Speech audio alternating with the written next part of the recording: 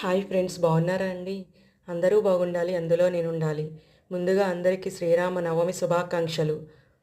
శ్రీరామ నవమి అనగానే పునర్వసు నక్షత్రము నవమి రోజు శ్రీరాముని కళ్యాణం చేస్తారు. అందరూ పండుగ చేసుకుంటారు. ఈ కళ్యాణం మీ ఇంటిలోనో మా ఇంటిలోనో కాదు, అందరూ జరుపుకుంటారు.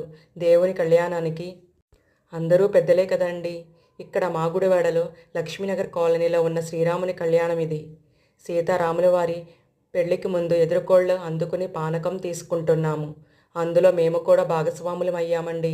స్వామివారి కళ్యాణంలో ఎదురుకోళ్ళు అందుకునే సమయంలో అందరికీ పానకం ఇచ్చారండి.